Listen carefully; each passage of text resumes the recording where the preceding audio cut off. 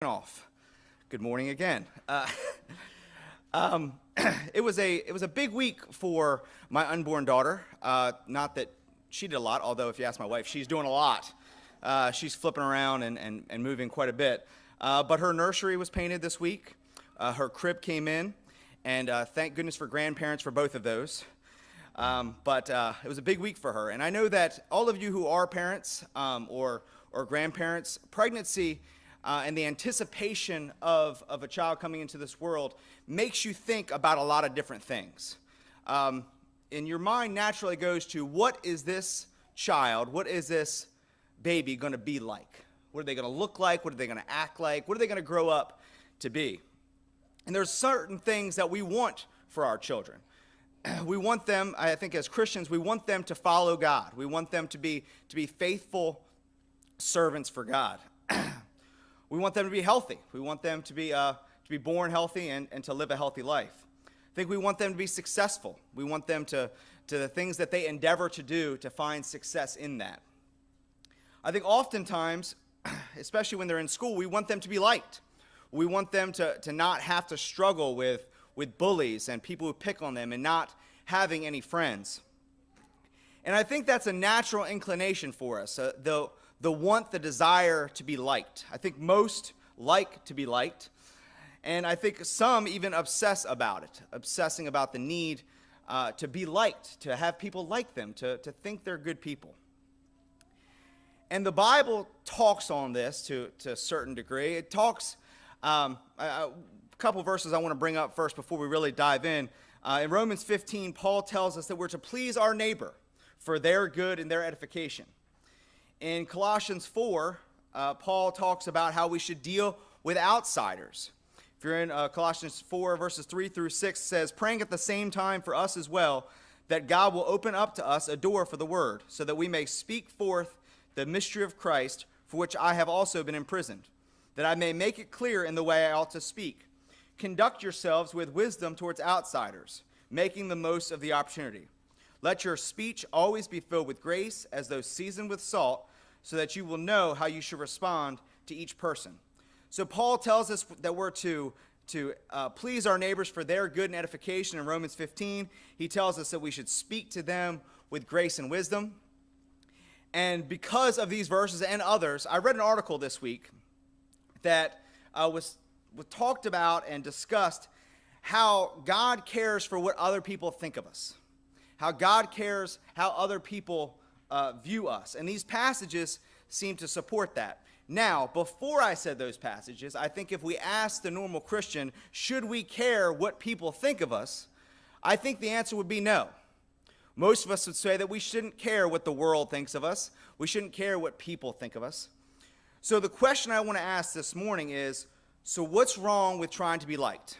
What's wrong with trying to be perceived as or liked by other people, liked by the world? For most of that, we're going to be in Mark chapter 15. I titled this, Who Do We Serve? So that kind of, I think, leads us into where we're going to be. But the first question we're going to ask is, what's wrong with trying to be liked? So in Mark chapter 15, starting in verse 1, it says, early in the morning, the chief priests with the elders and scribes and the whole council immediately held a consultation, and binding Jesus, they led him away and delivered him to Pilate. Pilate questioned him, are you the king of the Jews? And he answered him, it is as you say. The chief priests began to accuse him harshly.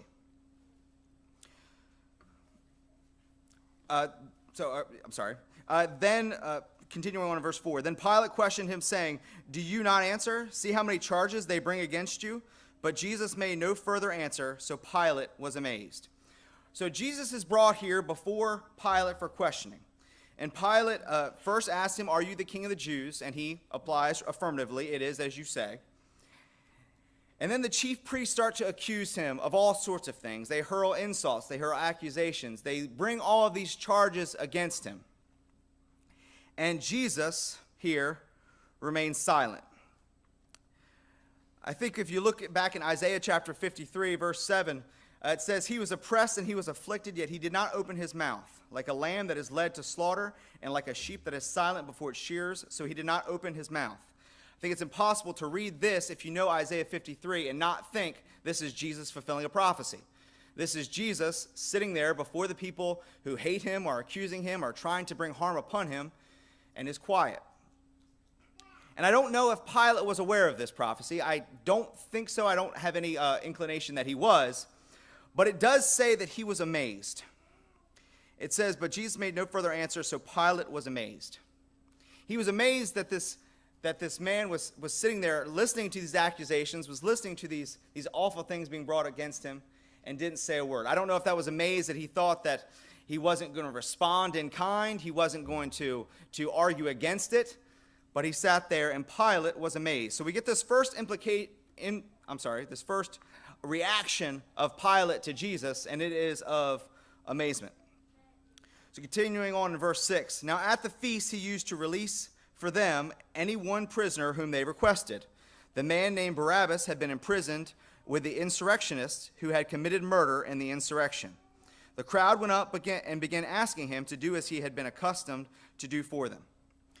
So here we learn about a custom that Pilate had, that the Romans had, where they released a prisoner upon a feast of who the people demanded. I don't really think I've thought about this custom very much, but it's an interesting concept. It's an interesting concept that Pilate would go before them and somebody that the people requested he'd release. I don't know if that's because maybe some people, the crowd thought were falsely imprisoned.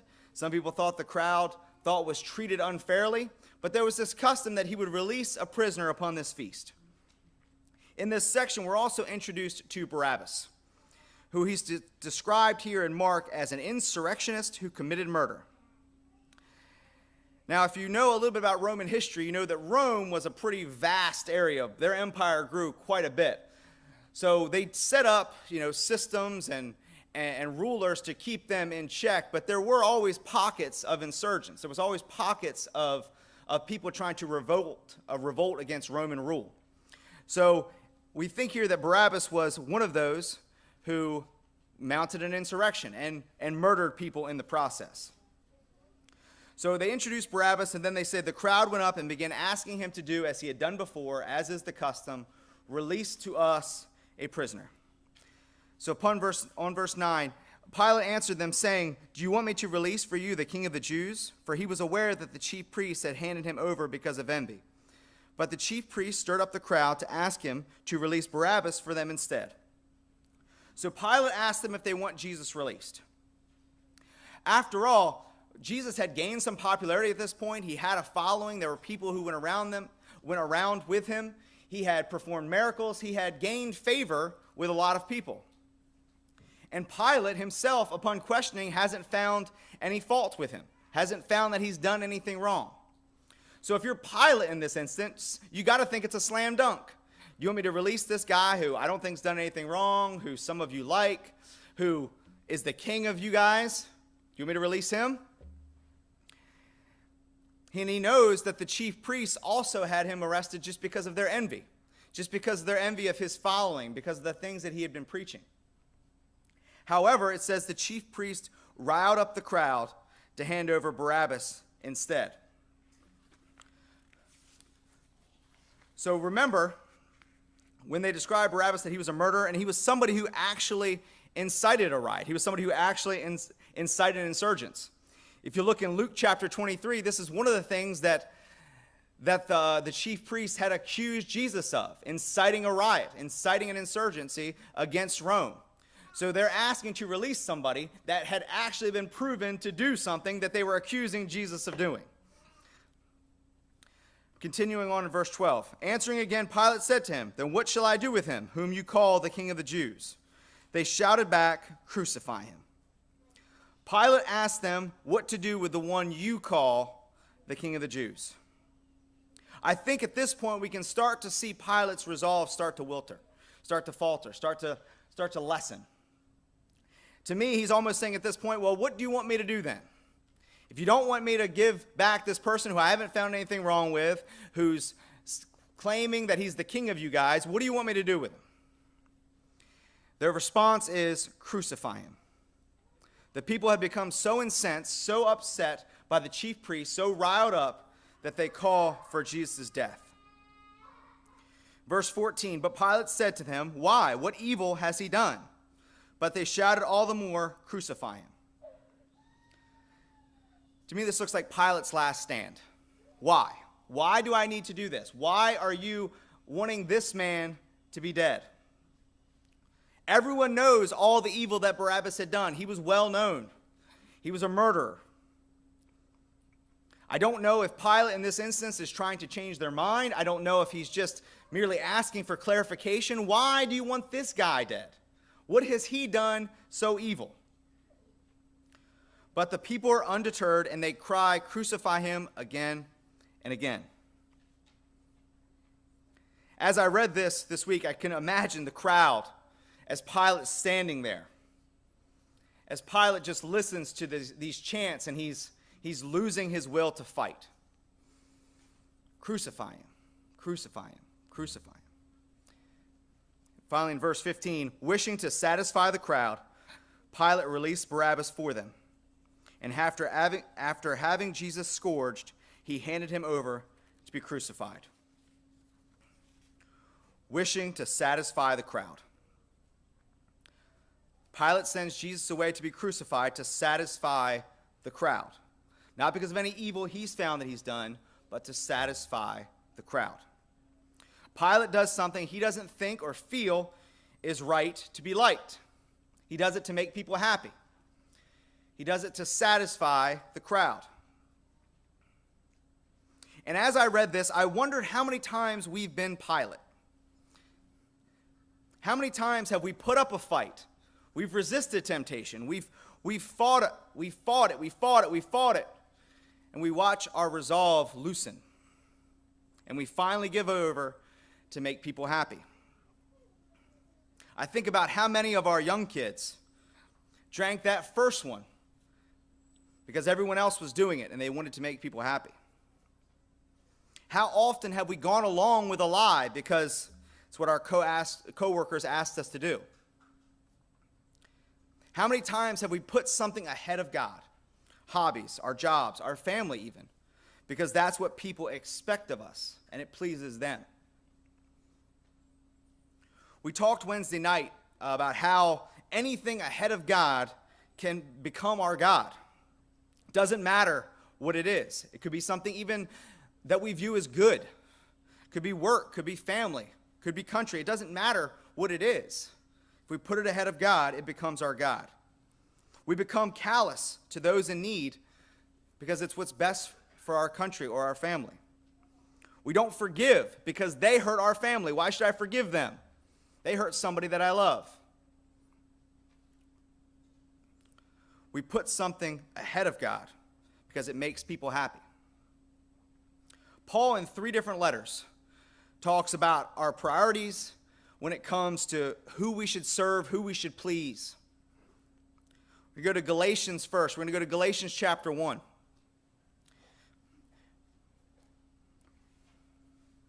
In Galatians chapter 1, verse 10, it says, for am I seeking the favor of men or of God? Or am I striving to please men? If I were still trying to please men, I would not be a bondservant of Christ.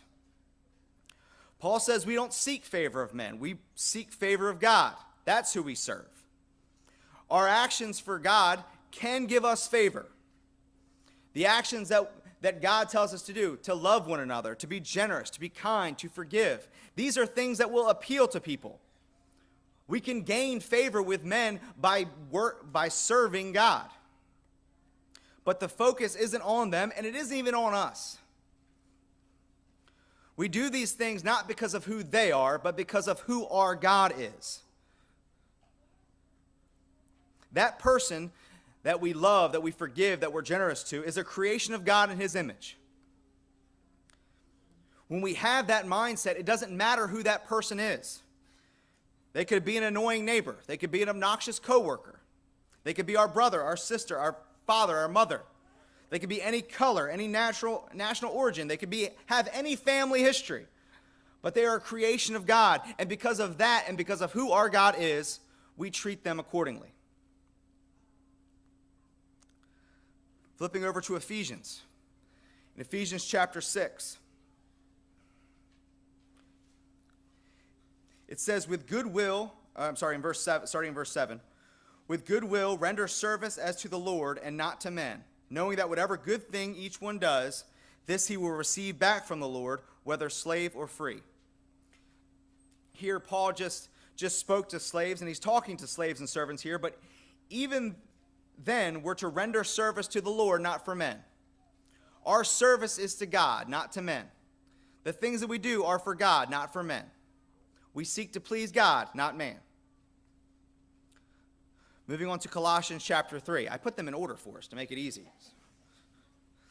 Colossians chapter 3. Starting in verse 23.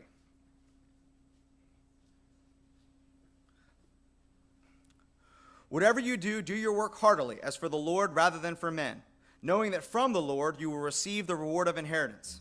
It is the Lord Christ whom you serve. We serve the Lord, not to be liked or pleasing to men, but because of who our God is. Pilate lost sight of that. He wanted to do what was right, I think. Again, I can't read his mind, but he fights back against it. He says, what evil has this guy done? But he loses his resolve. And I think he leaves a lesson for us about our resolve, about who we should seek to please, about who we should seek to serve. Because once you cross that line, I think it's easier to cross it again. We have the resolve. We fight temptation. We put God first. But then there's that one time that we miss worship for X. It's a really important tournament. Kid needs to be there. So we miss it, which makes it easier the next time and the next time and the next time. We put something else first. We put our work ahead of God. We go along with that lie. It's just one lie. But then it gets easier and easier and easier. When we continually search and continually seek to serve God first, those priorities change. Those thoughts change. Those actions change. And as we continue our studies and getting ready for service, I think we have to maintain the focus on what, and more importantly, who the service is for. God wants everyone to come to the knowledge of Him. We do that through treating people, all people, as God does, with love, care, and compassion for their soul, not because of who they are, but because of who our God is.